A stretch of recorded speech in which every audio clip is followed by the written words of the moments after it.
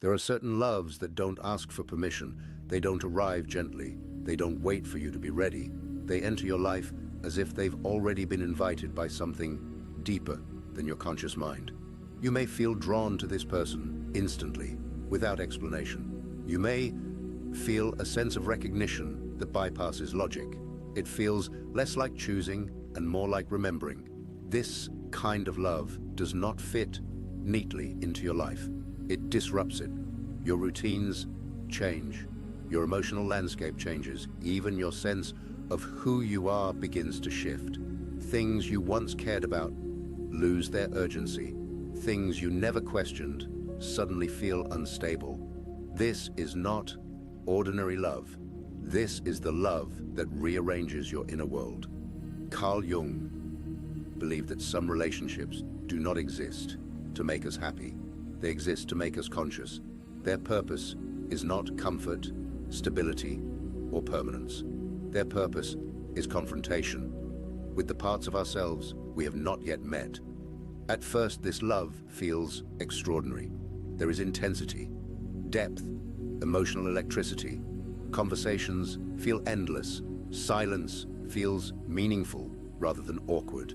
You feel more alive, more expressive, more vulnerable than you ever have before. It feels as though something dormant inside you has finally been awakened. Many people call this destiny. They call it a soulmate. They call it a twin flame. Jung would call it something quieter and far more unsettling. He would call it projection. In Jungian psychology, projection occurs when unconscious material is placed onto another person. This material is not trivial.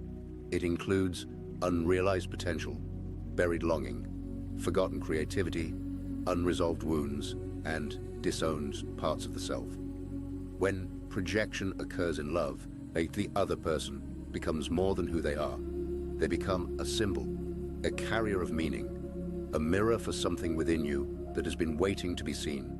This is why these relationships feel fated. You're not just meeting a person. You're encountering an inner image that has been living inside you, often since childhood.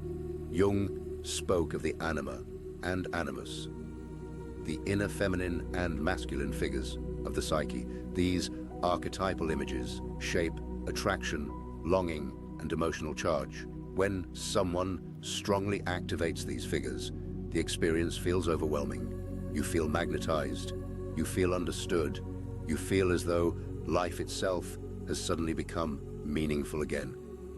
But Jung warned that whenever projection is strong, suffering is unavoidable, because no human being can carry the weight of your unconscious without breaking. Over time, the relationship begins to strain. The same person who once felt like revelation now triggers intense emotional reactions. You find yourself reacting in ways that surprise you. Jealousy appears, fear of abandonment surfaces, control issues emerge, vulnerability feels dangerous rather than liberating. Arguments escalate quickly. Small moments feel loaded with meaning. You are no longer just responding to what is happening. You are reacting to what is being activated inside you. This is the beginning of the breaking. The love that breaks you open does not gently guide growth. It forces it. Jung believed that projection eventually collapses. When it does, the unconscious material that was placed onto the other person returns to the individual, often painfully. This return feels like heartbreak, confusion, and loss of ground. You may feel emotionally raw, exposed, destabilized. You may feel as though the version of yourself you relied on no longer exists. The certainty you once felt dissolves. And this is where people misunderstand what is happening. Some believe the pain means the relationship was toxic. Others believe the pain means the relationship was sacred. Jung would say the pain means the relationship was psychologically necessary. This kind of love often arrives during a moment of inner transition, when the persona you've been living through is already weakening, when the old identity you relied on no longer fits, when the psyche is preparing for transformation, even if the ego is resisting it. The relationship arrives precisely when you are vulnerable enough to be changed. It collapses defenses you didn't know you had. It exposes emotional patterns you thought you had outgrown. It brings the shadow into the open. The shadow, in Jungian psychology, contains everything we have not integrated into consciousness. Traits we rejected. Needs we learned to suppress. Emotions we were never taught how to hold. When love activates the shadow, it does not feel gentle or romantic. It feels destabilizing. You may behave in ways that shock you. You may feel desperate, reactive, or emotionally dependent. You may feel as though you are losing control over yourself. This is not regression. This is revelation. The love that breaks you open dismantles the ego's illusions. It reveals how much of your sense of self was built on fantasy, compensation, and unconscious expectation. It shows you how much you relied on another person to carry parts of yourself you had not yet owned. This is why these relationships so often end. Once projection withdraws, once the other person can no longer carry the unconscious material placed onto them, the bond changes. The intensity fades or turns painful. Disappointment sets in. Conflict becomes unavoidable. And when the relationship ends, the grief feels unbearable. Not just because you lost someone, but because it feels like you lost yourself.